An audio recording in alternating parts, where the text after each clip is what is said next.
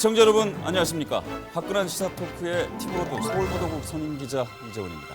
서울의 이슈가 된 주제들 그 중심에 선 이야기를 집요하게 파고들겠습니다. 자, 오늘도 뜨거운 토크 공방 펼칠 두 분 나오 계십니다. 김남국 변호사 나오셨습니다. 안녕하십니까. 네, 안녕하세요.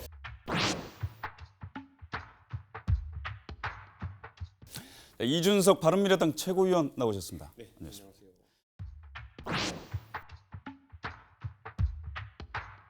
자, 5월 하면은 뭐 이 계절의 여왕이다 그러잖아요. 가족들 나들이 많이들 나가시고 그러시는데 두 분은 혹시 뭐 밖에 자주 워낙에 이제 방송국이라든가 많이 다니시니까 밖에 자주 나가시죠? 5월은 정치인한테는 이제 그 소위 말하는 술 먹기 대회 시즌 열리는 때입니다. 왜냐하면 5만 가지 가정의 달 행사도 이제 있고 그리고 동별 이제 체육 대회 같은 걸 많이 합니다. 근데 그게 사실 체육의 방점을 찍으면 되는 게 아니라 오랜만에 본 사람들끼리 막걸리 한잔 하는 그래서 상당히 고달픈 계절입니다. 아니 그럼 체육대회 할 때 마스크 안 끼고 안 그래서 미세먼지 안 들여오세요? 뭐 다 마시면서 하는 거죠. 밖에 나가실 때 어떠세요? 요즘 조금 좀 들였거나 그러진 않으세요? 나가실 때? 저는 이제 동네가 동작구인데요. 이제 헬스장을 안 다니고 이제 걸어 다니는 그런 운동을 하는데 아무래도 봄철이다 보니까 이 운동하러 걸어 다닐 때 산책할 때 좀 미세먼지가 심하다라는 느낌을 좀 받습니다. 저도 이제 아이랑 나들이 가끔 이제 나가게 되는데 날씨가 따뜻하니까 나가게 되는데 조금 그런 것들이 걱정이 돼서 마스크를 한 번이라도 좀 챙겨주려고 노력을 하게 됩니다. 좀 이야기를 한번 본격적으로 시작을 해보도록 하겠습니다. 자, 오늘 화끈한 시사 토크에서 본격적으로 나눠볼 이야기도 역시 미세먼지인데요. 이 주제는 미세먼지에 갇힌 서울, 대책과 효과는입니다. 극심한 미세먼지가 한반도를 강타했습니다. 서울은 미세먼지로 인해 시달리는 수준을 넘어 위기 상태로 치닫고 있는데요. 우리나라 겨울 날씨를 상징하는 사만4온 대신 사만3이라는 신조어가 생길 정도로 미세먼지는 계절을 가리지 않고 기승을 부리고 있습니다. 결국 국가적 재난 사태로 선포된 미세먼지. 정부와 전국 지자체에서는 미세먼지 저감 대책에 총력을 기울이고 있는데요. 얼마 전 서울시는 미세먼지 10대 그물망 대책을 발표하며 미세먼지와의 전쟁을 선포했습니다. 시민 여러분, 서울시는 어느 때보다도 비상한 각오로 할 수 있는 모든 노력을 다하겠습니다. 시민 주거, 생활 공간 한가운데로 들어가 도로, 골목, 건물 등 곳곳에 산재되어 있는 미세먼지 문제를 촘촘히 관리해 나가겠다는 계획인데요. 과연 실효성은 얼마나 있을까? 미세먼지 대책이 애꿎은 서민에게 피해가 갈 수 있다는 우려의 목소리도 나오고 있습니다. 식을 줄 모르는 뜨거운 감자가 된 미세먼지 대책과 그 실효성에 대해 화끈한 시사 토크에서 차갑게 분석합니다. 이 미세먼지가 대한민국 국민들의 삶에 깊숙이 침투했습니다. 이 매일 아침 그날의 날씨보다 미세먼지 농도에 더 관심을 갖게 돼 있는데요. 이 미세먼지는 세계보건기구에서도 1급 발암물질로 규정이 돼 있죠. 폐렴과 폐암은 물론 심근경색, 뇌졸중, 치매까지 유발하는 것으로 알려져 있습니다. 자, 그렇다면 우리나라 이 미세먼지가 얼마나 심각한지 표 잠깐 보시면서 설명드리도록 하겠습니다. 자, 지금 2017년도 거를 조사해서 OECD가 발표한 건데요. 국가별 연평균 초미세먼지입니다. PM2.5. 인도가 가장 높군요.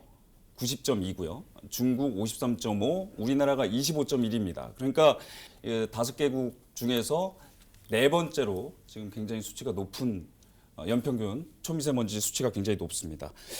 자, 이게 미세먼지가 보니까 요인별로 보면 크게 두 가지로 좀 나눌 수가 있을 것 같아요. 국내 요인과 국외 요인으로 나눌 수가 있을 것 같은데 국외 요인이 이제 보통 이제 중국발이라고 얘기들을 하는데 보통 이제 뭐 8대2, 뭐 7대3 그때마다 뭐 발표하는 거에 따라서 조금 다른 것 같습니다.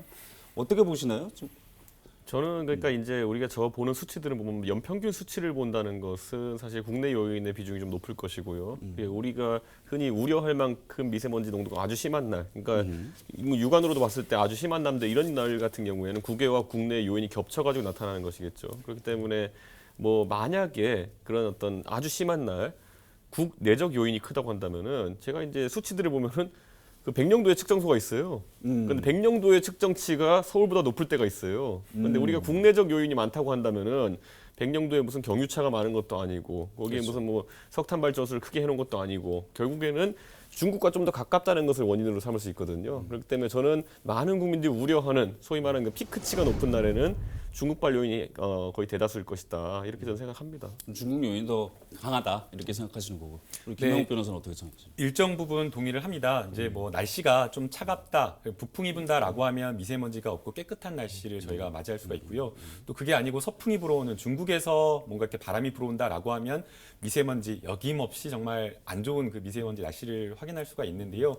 그렇기 때문에 날씨 기후적인 어떤 요인에 따라서 분명 이 국외 요인이 상당 부분 영향을 미치는 것 같습니다.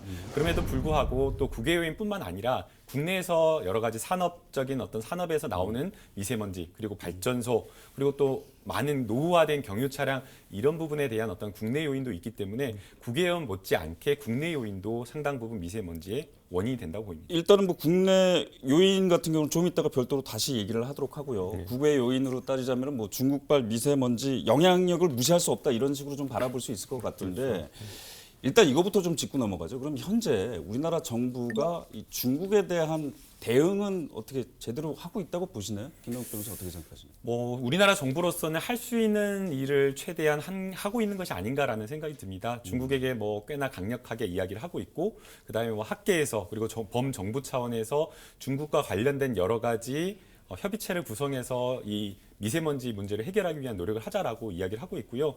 또 시 단위로도 또 노력을 지자체단체 단위로도 노력을 하고 있기 때문에 느끼기에는 어떤 국민들이 느끼기에는 좀 많이 부족함이 있지만 그럼에도 불구하고 사실은 중국에 요구할 수 있는 것은 하고 있는 것으로 보이고요.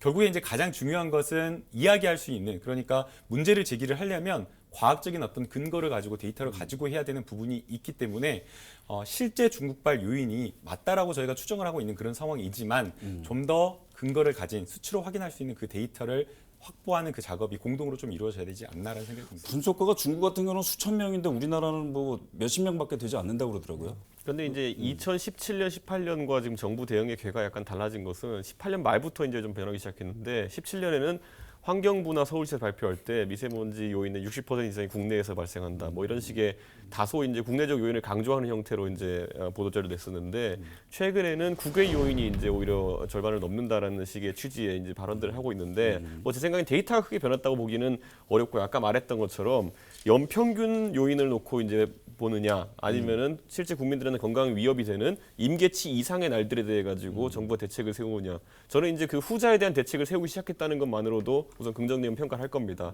근데 이게 보면은 이게 어떻게 되냐면 이제 유엔에서 정하는 월경성 오염이라는 거거든요. 그러니까 국경을 넘어다니는 오염에 대해 가지고는 그러니까 오염 원이 되는 국가, 그러니까 우리로 치면 중국이 책임지게 하는 것 자체가 쉬운 일이 아닙니다. 과거의 유럽 국가들 같은 경우에는 비슷한 분쟁들이 뭐로 있었냐면 이제 스웨덴 같은 나라가 독일에서 이제 넘어간 어떤 석탄 뭐 부산물 이런 것 때문에 산성비 논쟁 이런 게 굉장히 많았거든요. 그러니까 스칸디나비아 반도에 이제 산림이 황폐화되는 그런 과정 속에서 독일이나 아니면 좀 선진 공업국들에서 배출한 그런 가스가 영향이 있었다라는 것을 증명하기 위해서 거의 한 20년에 걸친 뭐 여러 국가 간의 공동 연구를 통해 가지고 데이터를 축적해 가지고 그걸 실제로 이제 월경성 오염을 입증받은 거거든요. 그러니까 저는 앞으로 이제 모르겠습니다. 중국이 단시간 내에 자신들의 어쨌든 그런 월경성 오염 원을 인정할 가능성은 좀 낮아 보이고요. 다만 아까 김남욱 변호사 말한 것처럼 체계적인 연구를 통해 가지고 우선 이 자료를 수집해 놓는 것이 중요하다. 그리고 제가 알기로는 이 월경성 오염, 중국발 오염에 대해 가지고 일본의 서부 지역도 일정 부분 피해가 있고 그리고 대만 같은 경우에도 지금 이제 피해를 입는 부분이 있다고 하니까 국제사회의 공조 틀 안에 넣는 것도 상당히 중요하다. 그런 생각합니다. 이 외교라는 게 워낙 다단하니까 그래서 이제 우리가 좀 더 데이터를 많이 축적을 해서 분석을 좀 더 해보고 장기적인 관점에서 좀 바라보자 이런 식으로 좀 국외 중국발 미세먼지는 이런 식으로 좀 정리를 좀 해보도록 하겠습니다. 그러면 바로 국내 요인 아까 전에 말씀하셨으니까 국내 요인으로 한번 들어가 보죠. 국내 요인들이 뭐가 있을까요? 화력발전소? 산업적인 측면이 많죠. 제조업이라든가 제철소 이런 곳에서도 미세먼지가 상당 부분 많이 나오고 있고요. 그래서 산업적인 부분 그리고 화력발전소 그다음에 이제 아무래도 운송 수단 같은 차량이라든가 이런 부분에서 많이 나온다고 볼 수 있습니다. 근데 이제 우리 잘 살펴보면요, 이제 우리가 소위 남동 임해 공업단지라고 하잖아요. 그 이제 동해안, 남해안 연안에 있는 그 아까 말한 제철이라든지 아니면 석유화학 같은 핵심 산업단지 쪽에 가보면요.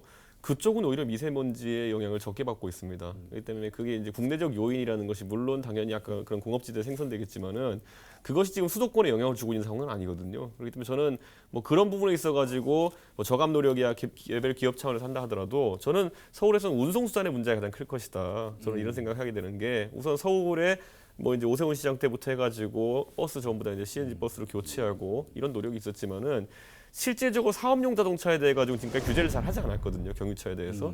근데 이제 이제 서울시에서 이제 시도하려고 하는 것이 경유차에 대한 이제 규제를 이제 시작하려고 하는 것인데 이게 사실 그러니까 실효성이 있을까에 대해서 많은 사람들이 이제 질문을 하는 겁니다. 예를 들어 사업용 자동차 중에 보면 5등급 이제 받은 차들은 운행하지 못하게 하겠다. 4대문 안에 이런 것들인데 사실 영세한 사업자일수록 그런 어떤 좀 뭐랄까 오래된 자동차나 연식이 오래된 자동차 등을 보유할 가능성이 높은데 그분들에게 지금 미세먼지에 대한 각종 비용을 전가시키는 것 자체가 옳으냐라는 이제 정치적 판단의 문제가 있을 거고요. 실제로 뭐 그것을 이제 완화하기 위해 가지고 뭐 그 저감 장치 설치 사업이라든지 아니면 조기 폐차 사업 등을 한다고 하지만은 저희 동네에도 조기 폐차 사업에 관심을 가졌던 이제 사업용 화물차 보유하신 분이 있는데 그 얘기하더라고요. 조기 폐차한 다음에 또 다시 그러면은 연식이 좀 덜 오래된 중고차를 사야 되는 그런 어떤 그 서민의 삶이라는 거 그리고 그런 수요가 많아지면서 일시적으로 그런 어떤 딱 안 걸리는 연식의 화물차들의 그 가격 자체도 오를 수 있다. 그렇기 때문에 사실 그게 현실적인 대책이 될 수 있을까에 대해서는 올해 이제 연말부터 이제 과태료 물린다고 하는데 한번 지켜봐야겠죠. 이 연도별 경유차 등록 대수를 보니까요. 2000년대 중후반만 되더라도 이제 많은 분들이 아무래도 이제 디젤이 좀 시끄럽고 덜덜거린다라고 해가지고 승용차도 많이 좀 안 쓰는 편이었고 영업용으로만 좀 많이 팔리던 상황이었는데 이제 이명박 정부 들어가지고 이제 클린 디젤이다라고 이야기를 하면서 아무래도 정말 뭐 좀 세대 혜택이라든가 좀 기름값도 좀 더 확실하게 상대적으로 가격이 싸다 보니까 그때부터 폭발적으로 늘어나기 시작했고요. 그래서 2005년도에 국내에 한 565만 대가 경유 차량이 등록돼 있었는데 2018년 기준으로 했을 때는 거의 2배 가까이 늘어가고 992만 대 가량이라고 합니다. 그래서 이제 디젤에 대한 수요 자체를 억제할 필요는 있다라고 보이고요. 디젤 수요를 억제하면서 동시에 지금 노후화된 디젤을 조기에 폐차할 수 있는 그런 어떤 시스템을 지금 마련할 필요가 있다고 생각이 됩니다. 앞서 이제 이준석 최고위원이 말씀하신 대로 보조금을 줬더니 노후 폐차하라고 보조금을 줬더니 그 폐차 받고 또 다시 경유 차량을 사는 어떤 그런 악순환이 반복이 되었기 때문에 이제 올해 환경부에서 이제 정부 정책 자체로 그렇게 하지 않고 노후 폐차를 한 다음에 노후 경유 차량을 폐차한 다음에 클린 어떤 차량으로 갈아탔을 때 좀 더 보조금을 높은 보조금을 지급하는 방법으로 정책 전환을 시도하고 있기 때문에 효과가 조금 나타납니다. 근데 아까 말했던 그런 부분 승용 디젤을 아까 말한 그런 수요에 대해서는 김남국 변호사가 말한 것이 대안이 될 수 있겠지만은 사실 영세 이제 사업용 자동차로 맞아요. 이용해서 사업하시는 분들, 택배하시는 분들 이런 분들 같은 경우에는 디젤 차의 대안은 디젤 차입니다. 조금 더 연식이 나은 그렇기 때문에 저는 사실 올해 말에 시행한다고 이제 예고를 해놨지만은 과연 이게 시행될 수 있을까? 특히 뭐 정치 입장에서 보면 선거를 앞두고 4개월 앞두고 과태료를 시내 진입 시에 20만 원씩 물린다는 게 과연 실현 가능할까? 저는 좀 부정적으로 봅니다. 영세민뿐 아니라 일반 시민들 입장에서도 억울한 부분이 좀 있어요. 클린 디젤 처음에는 뭐 좋은 엔진이다, 친환경이다 이렇게 얘기하고 뭐 연비도 좋고 뭐 이러니까 판매를 계속해서 권장하더니 지금 그 정책을 확 폐기해 버린다고 그러니까 아마 일반 시민 입장에서 조금 이거 뭐 부끄러워해야 되는 건지 말아야 되는 건지. 제가 뭐 주차장에 잠깐 이렇게 많이 봐서 사실은 저희 3명 다 노후 차량에 해당됩니다. 그래서 좀 죄송한 마음이 있는데요. 이제 아마 개인이 저도 부담하기로도 상당히 차를 새롭게 산다는 게 상당히 부담스럽습니다. 부담스럽죠. 네, 그래서 저도 막 그 맨날 매번 이제 중고 차량 사이트를 들어가서 한번 고민을 하고는 있는데 저도 이럴진데 아무래도 영세 영업을 하시는 분, 차량으로 영업하신 분들은 더 어려울 것으로 생각이 되고요.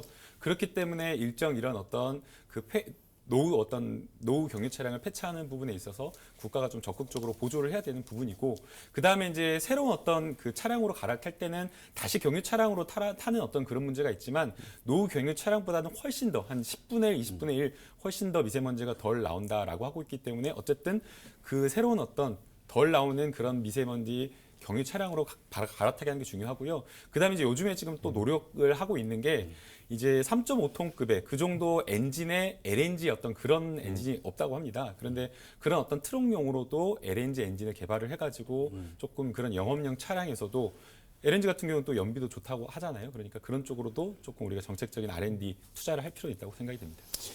자, 이번에는 서울시 정책으로 넘어오겠습니다. 지난 4월이었죠. 서울시는 미세먼지 10대 그물망 대책을 발표했습니다. 서울시가 이제 내놓은 대책이 크게 이제 3대 분야로 나눕니다. 10대 그물망 대책인데요. 생활도로에서 이 얘기는 이제 결국엔 친환경 차량이라든가 이런 것들을 전환을 시키겠다라는 거고, 집과 건물에서 이건 난방 이야기입니다. 주변 오염원에서 이거는 이제 미세먼지 집중관리 구역을 지정 추진한다는 이야기인데, 이번 대책에서 가장 눈에 띄는 것이 녹색 교통 지역입니다. 종로 같은 경우는 8개 동이 들어가고 중구 같은 경우는 7개 동. 쉽게 말하면 4대문 안에 2005년 이전에 생산된 모든 차량은 진입을 금지시키겠다는 겁니다. 제가 중구 쪽은 제가 확인을 좀 해봤거든요. 그 대상 차량이 1,850대인데 472대 정도가 현재 지금 폐차 및 저감 장치를 지금 하고 있다고 합니다. 이게 12월까지 상시 단속을 해서 12월부터는 25만 원의 과태료를 물리겠다는 거거든요. 이 차량들이 노후 차량들이 들어오게 되면 어떻게 생각하세요? 저는 뭐 어쨌든 사업용 자동차 같은 경우에는 사실 아까 말했던 것처럼 그 비용의 상당 부분을 차지합니다. 차량 비용이. 근데 그것을 어떻게 이제 정부가 강제할 수 있을지, 시정부에서 강제한다고 했을 때 그에 수반되는 비용들 시민들한테 전가시키는 것인데, 아까 말했듯이 오히려 그런 것들을 원활하게 교체하기 어려운 노후 차량을 보유한 그런 시민들이 강하게 반발할 것이다. 이렇게 예상하고, 저는 4대문을 안에 어쨌든 뭐 구분하기 쉽기 때문에 이렇게 이제 녹색 교통지역으로 설정한 것이겠지만은, 반대로 서울시 전역에서 미세먼지 문제가 가장 심각한 곳들이 또 4대문 아닌가 그럼 그렇지는 않거든요. 그렇기 때문에 왜 이런 정책이 딱 이런 지역에 맞춰가지고 형성되었느냐. 사실 미세먼지에 의한 피해 같은 경우에는 저희가 이제 뭐 수치로 확인할 수 있지만은 서울 서남권에서 더 심하게 나타나고 있는 경우가 있습니다. 예를 들어 10대 공단지대가 있고 이런 곳에서. 근데 왜 그런 곳에 제한을 하진 않는 것인지. 그러니까 이게 논리적으로도 어느 정도 좀 닿지 않는 부분이 있고, 당장 비용을 시민들에게 전가한다는 측면에서 저는 내년에 이제 총선이라는 일정이 있기 때문에 섣불리 시행하기는 어려울 것이다. 이미 예고는 했지만은 그런 생각합니다. 이제 아까 이제 이준석 최고위원이 왜 4대문 안 종로하고 중구 쪽에 모여 있느냐라고 했는데요. 이제 사실 거기가 가장 심각한 지역은 아닙니다. 그런데 이번 정책이 노후화된 경유 차량을 통행을 금지시켰다라고 하는 그 정책이기 때문에 그 정책적 효과가 가장 많이 나는 지역을 선택을 한 겁니다. 노후화 차량을, 그러니까 차량을 제한한다. 그럼 이 효과가 나타나려면 교통량이 가장 많은 곳이어야 됩니다. 그래서 중구와 아무래도 도심 지역이 지금 중구와 광화문 그쪽 인근, 중구와 광화문 쪽이 가장 교통량이 많기 때문에 저 지역을 선택한 것으로 보이고요. 이제 과연 이게 정말 정책적인 효과가 제대로 나타날 수 있는가라는 부분에 하나 문제가 있을 것이고, 그다음에 이제 두 번째는 또 뭐 여러 가지 문제가 있겠지만 결국에는 아까 말씀하신 대로 여러 영세 자영업자들, 준비가 되지 않은 분들에 대한 그런 어떤 대비책이 있어야 된다고 생각이 됩니다. 그래서 저 같은 경우는 뭐 영세 자영업자들을 당장 지금 몇 개월 앞둔 시점에 하라라고 한다면 그게 과연 뭐 1년도 안 된 시점에 그게 가능할까라는 그런 의문이 들기 때문에 일정 부분 어쩔 수 없이 예외는 좀 필요하다라는 그런 생각은 좀 들고 생각이 됩니다. 과태료 25만 원 너무 심한 거 아니에요? 실질적으로 그러니까 이 과태료를 25만 원 물린다고 했을 때 사실상 굉장한 저항이 예상되고요. 저는 두 번째로 지금 이제 아까 2005년 연식 이 전에 차량들이 문제가 된다고 했는데, 실제로 2005년식이기 때문에 2007년에 생산된 차량도 여기에 걸리는 경우가 있습니다. 그렇기 때문에 경유 차량들은 그렇다면 이제 10년 남짓한 차에 대해 가지고도 규제를 한다는 것인데, 물론 그것을 이제 뭐 배출가스 저감 장치의 장착 유무 등으로 나눴기 때문에 그렇게 된 것이지만은, 실제로 국민 정서상 이제 10년 정도 탄 차에 대해 가지고 운행도 하지 못할 정도의 노후 차량을 분류해서 부담을 지우겠다고 하는 것 자체는 지금까지의 자동차 오래 타기 운동 이런 것과 배치되는 것이기 때문에 저는 상당히 이 메시지 자체는 뭐 의도는 알겠지만은 실현하기는 참 어려운 정책이다 이렇게 생각하고, 저는 이럴 때는 오히려 이런 네거티브 정책보다는 포지티브 정책을 많이 좀 도입하는 것이 좋은 게, 실제로 주변에 최근에 전기차의 보급 상황이 많이 개선되고 있거든요. 예를 들어 택시 같은 경우도 전기 택시 보셨을 겁니다. 하늘색 택시들이 많이 늘어나고 있고, 그런데 대부분의 경우에 이런 그 전기 차량의 보급 같은 경우에는 인센티브에 의한 것이 컸습니다, 지금까지. 그러니까 연료비에 대해 가지고 최근에 다시 이제 경유값 그리고 또 휘발유값 상승했는데, 전기 차량의 유지 비용이 싸다는 것이 적극적으로 홍보되면서 좀 장기간으로 이제 그 비용 절감률을 선택하는 경우도 늘어나고 있고, 사실 사람들이 어떤 환경을 위해서 선의만으로 어떤 변화를 가져올 것이다 라고 보기는 좀 어렵다고 보고요. 저는 어쨌든 신기술이 어쨌든 환경적으로 또 우월한 신기술들이 비용 경쟁력을 갖추기 시작한 시점부터 그 변화가 일어날 것이다. 아까 그 배달 오토바이 같은 것들 전기 오토바이 이야기 나왔지만은 전기 오토바이 보급이라는 것도 실제 중국에서는 그 뭐 주유소나 이런 것들 건립 비용 때문에 실제 전기 오토바이를 운영하는 것이 일반 이제 석유 오토바이, 휘발유 오토바이보다 거의 한 3분의 1 정도 비용이 든다고 해요. 그런 상황에서 전환이 많이 일어난 것이지 뭐 다른 적극적인 어떤 규제 정책보다도 인센티브가 가장 중요합니다. 이제 인센티브 정책을 쓴다라고 하는 것도 당연히 고려를 해야 한다고 보입니다. 그래서 지금 서울시 정책이 이 인센티브 정책을 도외시한 채로 갑자기 이제 사대문 안에 통행을 금지한다 이건 아니라고 보이고요. 시급성이 있다고 생각이 됩니다. 많은 국민들이 정말 심각하다, 미세먼지 대책이 이거는 재난에 가까울 정도로 심각하다라고 이야기를 하고 있어서 더 이상 이제 인센티브 정책으로는 안 된다라고 보는 겁니다. 과거에도 친환경 차량으로 많이 바꿔주기 위해서 많은 보조금과 세제 혜택, 통행료 뭐 이런 거 면제 이런 것까지 다 해줬지만 더뎠습니다. 잘 안 됐다라는 거죠. 그래서 이걸 그대로 놔뒀을 때에는 5년, 10년 걸릴지 모르기 때문에 더 이상 이런 정책으로는 어렵다라고 보는 거고 결국에는 강제할 수밖에 없는 이런 방법을 쓸 수밖에 없다라고 특단의 대책이 나온 겁니다. 실제 이게 과연 될까 이렇게 의문을 갖지만 정책적 효과로 성공한 곳이 있습니다. 이 런던 같은 곳인데요. 이 런던 같은 곳은 도심에 아주 초고밀도의 많은 사람들 교통량이 오는 곳에서 유로 배출량 유로 4와 경유차 같은 경우 유로 6 기준은 넘지 못하면 아예 통행을 금지시켰습니다. 그래서 런던 같은 경우에는 뭐 적게는 19,000원에서 많게는 125만 원까지 차량에 대해서 과태료를 부과하고 있다고 하고 있고요. 반발이 심했을 것 같은데. 그 반발을 강력하게 누를 수 있을 정도가 돼야 된다고 생각이 됩니다. 그래서 그 부분은 제가 차후에 말씀드리려고 했는데 이 부분을 만약 그 강력하게 밀어붙인다라고 한다면 시민들의 저항이나 불편 상당할 겁니다. 그럼에도 불구하고 이 정책을 하겠다라고 한다면 처음에 이 정책 도입을 꺼냈을 때부터 뚝심 있게 밀고 나간다라는 그런 생각으로 해야 된다고 보이고요.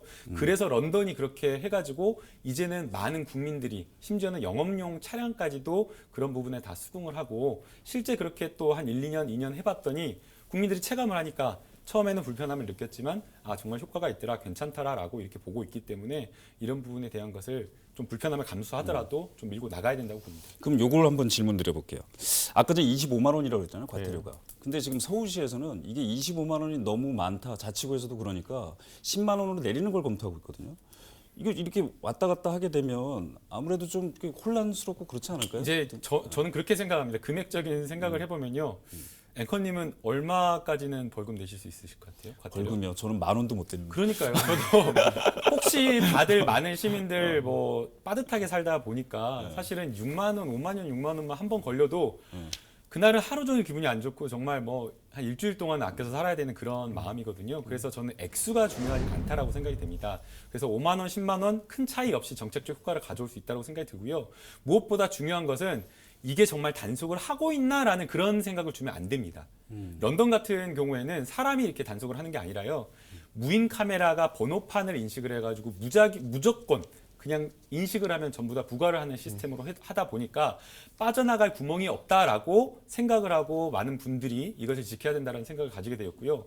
지금 서울시에서 그냥 계도한다는 식으로 해가지고 공무원들이 나와가지고 이런 그냥 땜질식으로 어떤 지역에 가가지고 일부 차량에 대해서 단속하는 식으로 하면 아무런 단속이 되지가 않습니다. 그래서 예전에 지금 뭐 몇 달 전이었죠. 2월, 1월 때 굉장히 미세먼지 안 좋았을 때 그 5등급 차량 서울 시내 뭐 돌아다닐 수 없다라고 해가지고 했는데 과태료 물린 차량 한 대도 볼 수가 없었다라고 이야기를 하고 있습니다. 그런 식으로 되면 저는 안 된다라고 이야기를 꼭 하고 싶습니다. 실제로 여기 있어서 이제 면제 또는 이제 그 예외 처리되는 차량들의 기준도 이제 마련하고 있다고 들었던 것이 사실 특수 차량이라는 것 같은 경우에는 배출가스 저감 장치를 부착하기 어려운 형태의 특수 차량도 있고요. 그리고 무엇보다도 뭐 특수용도 차량 같은 경우에는 진입 시간대를 나눠가지고 할 수 있게 해주자 이런 얘기도 있고 지금 이 단속안 자체도 뭐 특정 시간대는 제외하자 이런 아이디어가 나오고 있는 상황이거든요. 좀 저는 아주 복잡한 어떤 제한이 될 것 같은데 이걸 아까 김남욱 변호사가 무인 단속 카메라 얘기했지만 이미 무인 단속 카메라들은 설치되고 있습니다. 이 배출가스 그 번호판 인식해서 단속하는 것들을.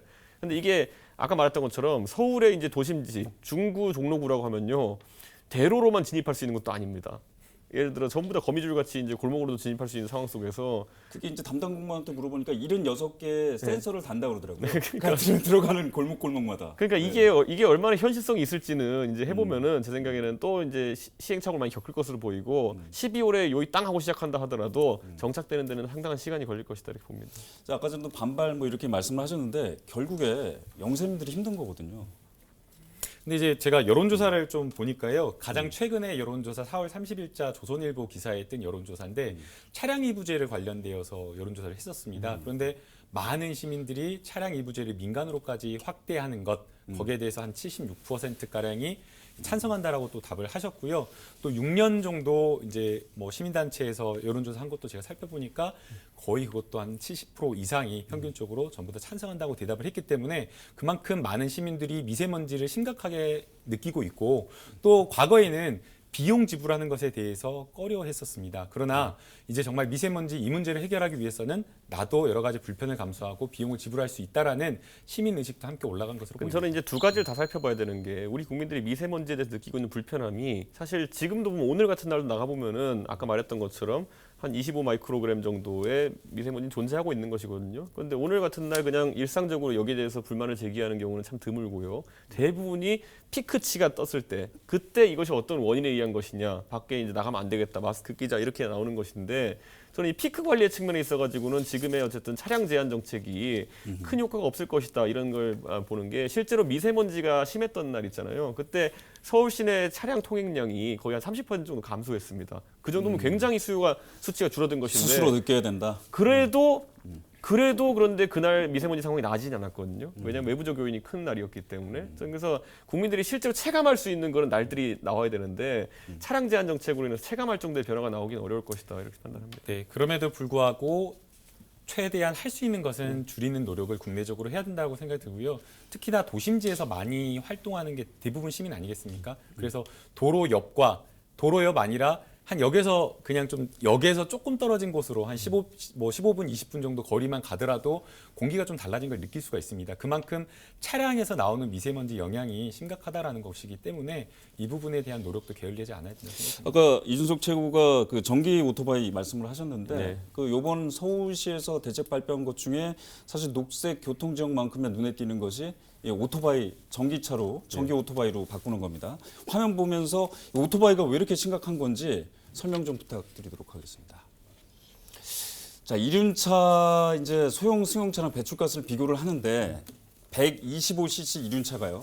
소형 승용차 6대가 뿜어내는 배출가스보다 훨씬 더 높습니다. 이상으로 돼 있는 건데 지금 서울시에서는 이번에 2025년까지 10만 대로 전기 오토바이를 교환을 하겠다 이렇게 하고 있는데 어떻게 보세요? 뭐 중국에서도 그렇게 지금 하고 있다고 하는데 저는 적어도 이 정책만은 서울시가 굉장히 잘 선택했다 보는 것이 지금 전기 자동차 보급에 있어가지고 가장 큰 문제되고 있는 것이 충전 시설의 확충인데 오토바이 같은 경우는 그런 걱정이 좀 덜합니다. 그렇기 때문에 실제로 그냥 그 일반 전원을 써서 충전할 수 있는 형태의 오토바이도 나와 있기 때문에 저는 이 부분을 먼저 추진하는 것은 당연히 옳다 보고 최근에 보면 공동주택 신규 이제 아파트에도 보면은 한 4% 정도의 주차면을 이동식 이제 그 전기 자동차 충전 시설을 설치해야 되는 것으로 이제 법 개정을 하려고 하는데요. 저는 그런 노력들이 잘 선행돼서 인프라가 갖춰졌을 때 아까 말했던 어떤 그 금액적인 인센티브에 의한 전기 자동차 보급 사업도 더 활성화될 수 있지 않을까. 지금 같은 경우에는 저희가 사는 지역도 상계동에 이제 가보면요, 전기 자동차 이제 하늘색 번호판 단차들이 많이 늘어났어요. 그런데 이 충전소가 저희 지역은 그 동사무소 주민센터에 있습니다. 그런데 그것을 놓고 이제 약간 경쟁이 있는 것 같아가지고 그리고 노후 아파트 단지에 있어가지고는 뭐 어떤 그런 하나의 주차면, 한두 개의 주차면을 전기자동차 할당하는 것 자체를 주민 대표자 회의에서 반대하는 경우도 많기 때문에 저는 그런 어떤 장애물들을 정책적으로 풀어나가는 것도 굉장히 중요할 것이다 이렇게 생각합니다. 이게 서울시에서 이륜차를 전기차로 바꿔야 된다라는 이 정책을 내놓았을 때에는 이 정책을 얼마나 빨리 효과적으로 달성할 수 있느냐라는 것을 좀 본 것 같습니다.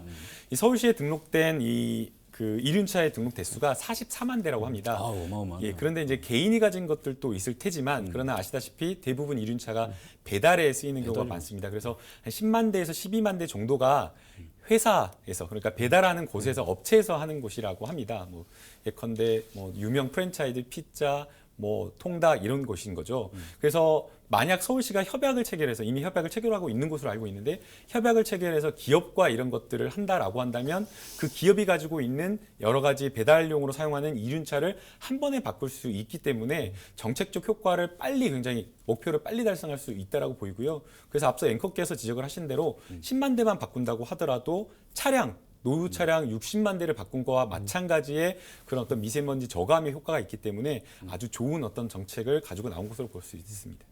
제가 이제 이게 좀 너무 궁금해가지고 잘 아는 오토바이 사장님한테 전화를 드렸습니다. 그래서 전화를 드려갖고 물어봤더니 이게 한 번 충전하는데 뭐 한 60km 정도 갈 수 있다고 그러더라고요. 그럼 보통 이제 배달차가 하루에 뭐 200km 이상 다니겠지 않겠습니까? 배달을 해야 되니까. 그러면 이게 인프라 시설이 없으면 배터리를 2-3개씩 가지고 다녀야 돼요. 그러니까 인프라가 중국에다가 물어보니까 중국 같은 경우는 전기 자동차 인프라 충전소 말고는 주민센터에 지금 배치돼 있는 거 말고는 오토바이 충전소는 따로 없다고 그러더라고요. 나머지 자치구도 비슷한 상황인 걸로 알고 있는데 이렇게 인프라가 없는데 그냥 무턱대고 전기 오토바이만 지원을 해주면 이게 될까라는 생각은 좀 들더라고요. 그래서 이제 서울시에서 그 인프라를 빨리 뭐 확충하는 게 쉽지가 않기 때문에 가정에서도 급속으로 그러니까 일반 220V 전기를 써서 급속으로 충전할 수 있는 휴대용 그 급속 충전기까지 함께 이제 보급하는 것을 고민하고 있다라고 하니까요. 모든 정책이 한 번에 다 나갈 수는 없다라고 생각이 됩니다. 배달하다가 집에 갔다 올 수는 없잖아요. 어렵지만 부족한 것을 실천해 나가는 게 좋고요. 만약 그러면 그렇다고 해서 그런 문제가 있다고 해서 이 좋은 정책을 하지 말자는 것은 아니잖아요. 그 문제에 대한 여러 가지 문제점, 부작용이 있으면 그것을 보완하면서 나가는 게 정책이라고 생각이 듭니다. 그리고 실제로 이제 그 전기 택시가 처음 보급됐을 때 그 해당 모델이 이제 180km 정도의 운행 거리를 가지고 있는 모델이 처음에 보급됐었는데 그 준중형 모델 같은 경우에 보통 하루에 택시 영업 거리가 250km에서 300km까지 가거든요. 근데 그 상황에서 그 영업하시는 분이 그럼에도 불구하고 연료비 측면에서 이득이 있기 때문에 그런 전기 택시를 선택해서 운행하신 그런 경험도 있어요. 최근에는 좀 전기 택시 운행 거리가 늘어났지만은 그렇기 때문에 저는 전기 오토바이 같은 경우에 충분히 나중에 연료비나 아니면 또 관리나 이런 데서 비용 절감이라는 것이 있기 때문에 실제로 내연기관이 아닌 전동화된 어떤 이동수단 같은 경우에는 유지 보수비가 거의 들지 않습니다. 우리 속된 말로 얘기하면 차량만 하더라도 엔진 오일이 안 들어갑니다. 뭐 그런 업체에서 여러 가지 이점이 있기 때문에 전 전기 오토바이 같은 경우에도 충분히 가능하고 우리가 이제 보면은 배달 서비스 같은 경우에도 보면은 과거에는 개별 이제 사업장에서 배달하는 직원을 두고 이렇게 운영하는 경우가 많지 않았습니까? 그런데 대부분의 이제 음식 배달하는 그 서비스 같은 경우에는 대행 업체들이 이제 풀 단위로 이제 그런 이륜차들을 관리하기 때문에 전 충분히 이제 충전 상황도 이제 풀 단위로 관리할 수 있을 것이다 이렇게 봅니다. 네, 좀 정리를 좀 하도록 하죠. 이제 서울시에서 4월달에 발표한 대책 가운데 요거는 좀 좋은 정책이었던 것 같고 요거는 좀 안 좋은 정책이었던 것 같다라고 생각하시는 거 하나씩 뭐 좀 있으신가요? 우리 김남국 변호사. 저는 이제 좋은 정책이라고 할 만한 것은 시민들이 조금 직접 체감할 수 있는 그런 미세먼지 저감 정책 그런 것 같습니다. 그래서 아파트의 공조기 미세먼지, 이 공기청정기와 같은 기능을 하는 것들이 있는데 이것은 이제 이미 지금 설치가 되어 있는 아파트들도 상당한데 실제로는 이 사용 방법을 몰라가지고 사용할 수 없었던 그런 어떤 문제점이 있었는데 이거를 이제 향후에는 일괄적으로 관리소에서 관리를 해가지고 아파트 단위에서 뭐 미세먼지가 심각하다라고 한다면 그 공조기를 켜가지고 미세먼지를 저감시킬 수 있는 이런 정책을 내놨다라고 얘기하고 있기 때문에 효과적이라고 보이고요. 그다음에 이제 두 번째는 아이들 통학용 차량이 굉장히 좀 심각한 문제라고 저는 생각을 했습니다. 저희도 뭐 경유 차량 다 타고 있으니까 주차하고 내리면 코 막고 내리잖아요. 그렇죠. 예, 근데 아이들이 타는 그런 어린이 버스나 이런 통학용 차량이 대부분 다 거의 99% 가까이가 경유 차량입니다. 그런데 아이들이 타고 내릴 때 그 미세먼지를 마시는 거 얼마나 건강에 좋지 않겠습니까? 그래서 우선적으로 서울시에서 이 아이들이 타고 내리는 그 통학용 차량을 이 LNG, 뭐 압축 가스를 사용한 그런 어떤 미세먼지 저감 차량으로 바꾸겠다라고 얘기를 하고 있기 때문에 아이들한테도 좋고 또 그 차량이 대개는 주택가를 돌아다니고 있기 때문에 그런 부분에 있어서도 주민들이 직접 체감할 수 있는 미세먼지 효과 정책이 아닌가 생각이 듭니다. 네. 네. 그다음에 뭐 안 좋은 정책 꼽아보라고 한다면 안 좋은 정책은 없다고 생각이 됩니다. 그러니까 정책적 효과가 부족할 수는 있겠지만 그럼에도 불구하고 지금 심각한 상황에서 어떤 정책이든 지금 도입해서 해내야 된다고 생각이 들고요. 지금 이제 뭐 서울시에서 그물만 정책이라고 한 이유가 있다고 생각이 됩니다. 지금 도심에서 여러 가지 미세먼지와 관련된 여러 가지 원인은 어떤 거 하나를 주요한 것으로 꼽기가 어려울 정도로 많은 분야에서 미세먼지가 배출되고 있기 때문에 서울시에서 지금 이야기한 것처럼 그물망 대책으로 하나하나의 핀포인트 형식의 이런 대책이 저는 적극적으로 실천돼야 된다고 봅니다. 김남국 변호사는 다 잘했다 이렇게 말씀하시는데. 아니 다 잘했다는 아니고 다 해야 된다라는 겁니다. 네. 저는 아까 아쉬운 점은 아까도 말했듯이 이제 경유차 제한에 있어가지고 이제 사업용 자동차 등에 대해서도 좀 배려를 해줄 필요가 있는데 그런 부분이 우선 선언적으로 너무 이제 저는 실제 시행까지는 나중에 갔을 때 조금 더 이제 완화된 정책들이 나올 거라 생각하지만은 이미 너무 강한 조치들을 이제 예고해 놓은 상황이라 가지고 아까 말했던 중고차 시장에서의 왜곡이라든지 이미 효과가 나타나고 있기 때문에 저는 그런 부분이 좀 아쉬웠다. 좀 더 연착륙할 수 있는 형태로 정책을 만들었어야 된다는 생각하고요. 두 번째로는 저는 이런 생각을 해요. 그러니까 우리가 서울시의 평균 미세먼지 농도를 낮추는 것도 중요하겠지만은 반대로 어쩔 수 없이 우리가 자주 맞닥뜨리는 환경 속에서 미세먼지가 과다하게 발생한 것들. 예를 들어 저희 동네를 일례로 들자면요. 그 이면도로 상에 보면 마을버스들이 이제 다니고 있는데 그 마을버스가 다니기 좁은데 실제로 대부분의 마을버스가 다니는 경로는 또 경사로가 많고 이러다 보니까 지금까지 CNG 차량을 투입하기가 참 어려운 측면이 있었습니다. 그래서 경유 마을버스들이 다니면서 뒤에서 내뿜는 거 이제 길이 좁기 때문에 그냥 다 마셔야 되는 경우도 있고 했는데 이번에 전동화 플랫폼 같은 것을 도입하는 것을 이제 골자로 해서 정책 낸 것 등은 아주 적절하다. 그래서 뭐 저희 동네만 해도 이제 마을버스가 CNG로 교체되기 시작하고 그리고 전기 마을버스 형태도 이제 도입 예정이라고 하는데 저는 그런 어떤 국지적인 어떤 미세먼지 위협에서도 시민들을 좀 이렇게 지켜줄 수 있다면은 좋은 정책을 평가할 수 있을 것 같습니다. 이게 그 서울 시내버스 같은 경우에는 그 CNG 버스로 전부 다 교체가 그렇죠. 완료가 된 상황이었습니다. 근데 이제 마을버스 저희 타보면 알겠지만 언덕 갈 때 아주 미세먼지 심하게 많이 뽑는 그런 경유 차량이 아직도 있다고 하더라고요. 그래서 보니까 지금 서울시가 마을버스가 1,581대가 등록되어 있는데 그 중에 28% 정도 한 444대가 아직 경유 차량이라 하고 있고요. 이번 정책에 꼭 포함을 시켜가지고 전부 다 교체를 하겠다라고 하니까 이것도 기대해 볼 만한 정책인 것 같습니다. 다 교체가 돼서 친환경 차량이 교체가 돼서 좀 골목골목이 깨끗한 골목이 됐으면 좋겠습니다. 근데 사실 이 서울시의 미세먼지 저감 정책 가운데 현재 논란이 되고 있는 건 의무차량 2부제 시행 검토입니다. 3일 이상 미세먼지 저감 조치가 발령이 되면 민간 차량도 2부제를 의무적으로 실시한다는 것인데요. 이 서울시는 지난 4월 10일부터 5월 9일까지 시민들을 대상으로 찬반 의견을 수렴했습니다. 차량 2부제 관련 박원순 서울시장의 발언 먼저 듣고 이야기 이어가도록 하겠습니다. 시민들의 숨쉴 권리에 아낌없이 투자할 것입니다. 미세먼지는 언제나 매우 나쁩니다. 나쁨일 뿐입니다. 아이들에게 마음껏 숨쉴 수 있는 환경을 물려주기 위해서 우리는 당장 할 수 있는 모든 것들을 실천해야 합니다. 근데 서울시의 이 민간 차량 2부제 이거 어떻게 생각하시나요? 네, 확대를 저는 해야 된다고 생각이 듭니다. 그 뭐 일부 공공기관에서 관공서에서만 참여를 해서는 미세먼지 저감의 효과를 누릴 수가 없다고 생각이 들고요. 그렇기 때문에 만약 정말 뭐 상시적으로 하는 것은 어렵겠지만 수치가 굉장히 높아진 날에 그런 날에는 특단의 어떤 대책으로서 민간으로까지 확대를 해서 이부제를 실시를 해야 된다고 생각이 들고요. 결국에는 거기에 대해서 얼마나 이제 시민들이 불편함을 감수할 수 있느냐라는 그런 부분일 텐데 지금 이제 서울시에서 양일간에 한 설문조사는 아직 결과가 좀 발표가 되지 않은 것으로 보이고요. 가장 이제 최근에 조사를 보게 되면 4월 29일에 환경재단에서 한 그 차량 2부제 실시에 대한 찬반 여론조사를 해보니까 71%가 찬성을 했습니다.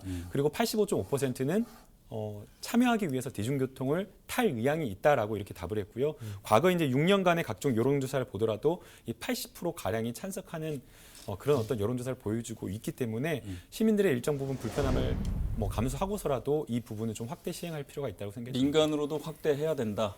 저는 근데 제가 서울에서 제가 이제 택시하면서 돌아다니 보니까요. 대중교통 인프라가 지역별로 균등하게 잘 갖춰진 것이 아닙니다. 일부 지역 같은 경우는 대중교통이 닿지 않는 곳도 있고요. 무엇보다도 약간 언덕지대 같은 경우에는 아까 말했던 마을버스 등의 진입이 어려워가지고 실제로 자가 차량 보유를 할 수밖에 없는 상황이 오는 경우도 있습니다. 그렇기 때문에 이 2부제라는 것을 민간으로 인류를 확대하게 되면은 제가 봤을 때는 뭐 대중교통을 대체할 수 없는 그런 상황에서의 그런 이부제라는 것은 아마 그분들한테 굉장히 고통일 거거든요. 예를 들어 뭐 이동권이 상당히 제약될 분들도 있겠죠. 노약자나 이런 분들 같은 경우에는. 그렇기 때문에 저는 이 부분에 있어가 좀 신중해야 된다. 그러니까 이부제라는 것이 뭐 어떤 국가적 이벤트를 위해 가지고 한 한 달 정도 이렇게 한다라는 정도의 그런 어떤 국민적 공감대가 있는 사안에서는 모르겠지만은 단순히 이제 환경 문제를 위해 가지고 이 부제를 바탕으로 해가지고 정책을 짠다고 했을 때는 아까 말했던 국민의 다른 권리가 제약되는 경우도 생길 수 있다. 특히 노약자의 이동권이라든지 이런 것들은 환경 못지않게 중요한 것이기 때문에 저는 이걸 또 세밀하게 설계하다 보면은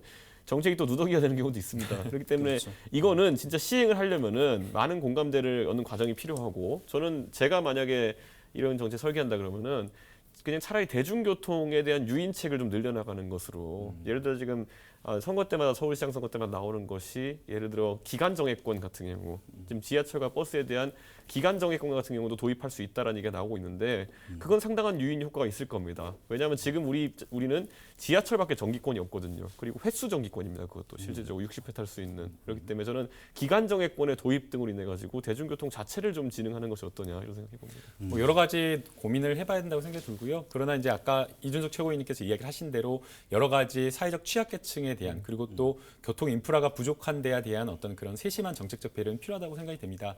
그런데 지금 현재 상황을 놓고 봤을 때에 그러니까 출퇴근하는 사람들이 얼마나 자가용으로 많이 이용하는지를 놓고 봤을 때에는 그 수단적인 측면에서 한 20% 초반 정도만 승용차로 이용을 하고 있고 대부분이 현재도 지금 대중교통을 이용을 하고 있기 때문에 어떤 여러 가지 그런 어떤 시민적 불편은 최소화되지 않을까라는 생각이 듭니다. 아까도 뭐 저희 기간 정액제 말씀하시고 또 대중교통 말씀을 하시니까 이게 조금 좀 다른 얘기일 수는 있는데요. 박원순 시장이 작년 1월 달이었었죠. 저감 조치 발령된 후에 무료 대중교통을 3일 동안 이제 실시를 했습니다. 무료를. 그래서 3일 동안 하루에 50억씩 150억. 어떻게 그 정책은 어떻게 생각하세요? 저는 그때 이제 대중교통이라는 인식 자체는 아까 그 김남국 변호사 말했던 것처럼 이미 80% 달하는 시민들이 대중교통을 본인의 출퇴근 수단으로 이용하고 있다는 것은 익숙함이 중요한 것이거든요. 그러니까 박원순 시장이 3일 동안 했던 어떤 요금 면제 정책으로 인해 가지고 익숙하지 않은 대중교통으로 갑자기 급격하게 수요가 유입돼 있을 거라고 보기는 어렵습니다. 그래서 실제적으로 수치적으로도 큰 어떤 변화가 나진 않았고요. 2.9% 정도. 1.9% 정도 교통량이 감소했다 하고요. 그러니까 이게 왜 정책적 효과가 나타나지 않았냐면요. 미세먼지 저감 정책이라고 하는 것이 홍보도 많이 되고 정책적 효과가 홍보가 많이 돼서 장기전에 미리 이렇게 준비를 했어야 되는데 너무 급하다 보니까 선심성 정책으로 갑자기 나온 겁니다.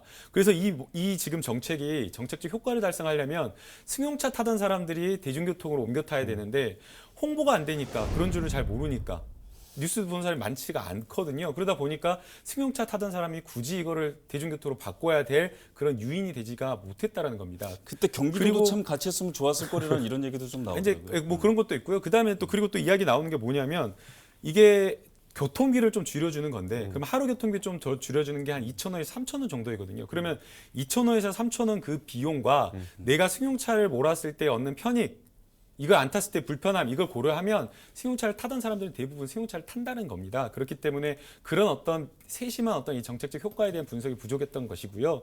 그래서 지금 정말 서울시가 내놓은 정책을 다시 면밀하게 이게 지금 사실은 효과가 있을 수도 있고 없을 수도 있습니다. 그렇기 때문에 이 10가지 나온 그물만 된 책이 정말 미세먼지 저감 효책이 각각의 정책별로 얼마나 효과가 있는지를 정말 세밀하게 면밀하게 좀 살펴보는 그런데 게 저는 이제 요금제에 대해 가지고는 장기적으로 아까 말했듯이 어떤 변화가 일어나게 되면은 상당히 시민들이 반응한다. 왜냐하면 이걸 월간 비용으로 연간 비용으로 추산하게 되면은 상당한 경제적 이득이 있다 생각하면 그에 맞게 움직이거든요. 실제로 뭐 우리 시청자분들 중에 아시는 분 있을지 모르겠지만은 버스 같은 경우에는 아침에 조조 할인이 있습니다. 예, 그렇기 때문에 거기에 맞춰가지고 버스를 탑승하시는 분도 생겼거든요. 그런 것처럼 단순히 한 20% 할인이라 할지라도 어떻게 요금제가 잘 설계되게 되면은 충분히 수요를 분산시킬 수 있고 대중교통 활성화를 더 유도할 수 있기 때문에 저는 서울시가 이 뭐 어떤 철학에서 이걸 시도했는지 알겠지만은 3일간의 이벤트성이 아니라 장기적으로 인센티브를 준 형태로 갔다면은 제 생각엔 조금 더 수치적인 변화가 크지 않았을까 생각합니다. 어떤 강한 유인성을 주게 되면 쫓아오게끔 돼 있다. 이런 식으로 좀 정리를 해보면 될 것 같습니다. 자, 박원순 서울시장은 서울시는 미세먼지와 전쟁을 치르고 있다면서 자신을 야전사령관이라고 칭했습니다. 그만큼 미세먼지를 줄이는데 최선을 다하겠다는 각오인데요. 잘한 점도 많지만 이건 좀 아쉽다라고 느껴지는 점도 있는 것 같습니다. 어떠신가요? 내가 만약 마지막입니다. 만약 내가 서울시장이라면 이런 정책은 내가 좀 해보고 싶다. 네, 있으신가요? 저는 이제 그 아까 말했듯이 평균적인 미세먼지 수치를 감소시키는 것 자체는 굉장히 어렵고 그리고 그 효과가 또 단기간에 나오기 어렵습니다. 하지만은 우리가 하루에 이제 24시간 동안 그 존재하는 지역들이 있지 않습니까? 일반적인 서울 시민이라면 아까 우리 얘기했던 것처럼 출퇴근하느라 한 2시간 정도는 오며 가며 이제 지하철에서 보낼 수도 있고요. 이런 단위 시간별로 우리가 미세먼지를 어떻게 절감할 수 있겠느냐라는 거 있어서 뭐 지하철 역사 같은 공간에 있어가지고 미세먼지 를 낮추는 것도 있고 두 번째는 아이들이라고 한다면은 지금 서울에 보면은 아직까지 흙먼지 있는 운동장에서 이제 운동하는 학생들도 있거든요. 그런 부분 어떻게 개선시킬지 이런 좀 하루 생활 주기에 맞춰가지고 미세먼지 총량을 줄이는 형태로 정책을 좀 펼쳐보고 싶다 그런 얘기가 싶습니다. 순간순간 아니라 조금 더 시간과 이런 것들을 좀 보면서 연차적으로 가는 것들을 좀 생각해봐야 된다. 뭐 이런 말씀이신 거고요. 네, 저는 이제 서울시가 여러 가지 그물망 정책 고심해서 만들었다고 생각이 들고요. 그래서 어떤 새로운 어떤 정책을 내놓다기보다는 저는 하나의 어떤 지역을 클린 청정 지역, 친환경 마을로 동네로 좀 지정을 해가지고 그 지역을 개발을 할 때에 재건축 단계부터 아예 미세먼지, 뭐 여러 가지 모든 환경과 관련된 부분에 있어서 친환경 동네를 만들었으면 좋겠다는 생각이 듭니다. 그래서 저는 이 정책적인 효과가 정말 성공으로 거둔다라고 한다면 우리가 지금 뭐 여러 가지 친환경 미세먼지 저감 정책을 배우기 위해서 뭐 런던으로 간다, 영국으로 간다, 뭐 다른 스위스, 스웨덴으로 간다 이렇게 하고 있는데 거꾸로 중국에서 서울시에 와가지고 북경시에서 서울로 와가지고 이러한 어떤 미세먼지 저감 정책을 배워가지고 갈 수 있게끔 할 수 있는 그런 모델을 혁신적 모델을 좀 만들었으면 좋겠다는 생각이 듭니다. 친환경 구역을 지정을 해서 그런 것들을 좀 더 발전시켜 나가자. 하나의 예시를 만들어 놓자. 그런 말씀으로 정리를 좀 해보도록 하겠습니다. 지금까지 뜨겁게 이제 이야기를 나눠봤습니다. 정리를 하도록 하겠습니다. 자, 대한민국을 덮고 있는 이 야속한 미세먼지. 과연 우리는 언제쯤 바깥 공기를 마음껏 돌이킬 수 있는 날들을 만날 수 있을까요? 마지막으로 두 분께 화끈한 한마디 들어보고 나서 이야기 마쳐보도록 하겠습니다. 화끈한 한마디 해주신다면? 네, 저는 깨끗한 환경, 미세먼지 없는 맑은 공기를 마시기 위해서는 지금부터 노력해야 된다. 그리고 그 지금부터 노력하는 데에는 여러 가지 시민이 불편을 감수하는 부분도 있어야 되고 또 거기에 동시에 일정 부분 사회적 비용도 감수해야 된다라고 말씀을 드리고 싶습니다. 화끈한 한마디. 사실 환경에 있어가지고 인간이 상당한 비용을 치르고 나서야 그 심각성을 인지하는 경우들이 있습니다. 예를 들어 영국 런던의 산업혁명 때 스모그 같은 것들도 만여 명이 넘는 어떤 호흡기 질환 환자를 만들고 나서야 이제 경각심을 갖게 했거든요. 그런데 우리나라 같은 경우도 이미 미세먼지로 인한 사망자 수가 그에 못지않게 연간으로 집계되고 있거든요. 그렇기 때문에 이제 이거는 미래 문제가 아니라 당면한 문제다. 그래서 당장 시작해야 된다. 당장 시작해야 된다. 자, 말씀 감사합니다. 이 질병관리본부의 자료에 따르면 초미세먼지로 인한 아까 전도 말씀하셨지만 국내 조기 사망자는 2015년 기준 약 12,000명인 것으로 확인이 됐습니다. 이 문제는 시간이 갈수록 그 수는 늘어날 것이라는 전망인데요. 눈에 보이지 않는다고 없는 것이 아닙니다. 이 미세먼지 수치가 높은 날에는 안일하게 대처하지 마시고 반드시 마스크 착용하고 외출에는 몸을 청결히 하시는 것 꼭 잊지 마시기 바랍니다. 두 분과는 다음 시간에 더욱 치열한 주제로 만나도록 하겠습니다. 지금까지 TV로드 화끈한 시사 토크 이정원이었습니다. 시청해주신 여러분 고맙습니다. 네, 수고하셨습니다.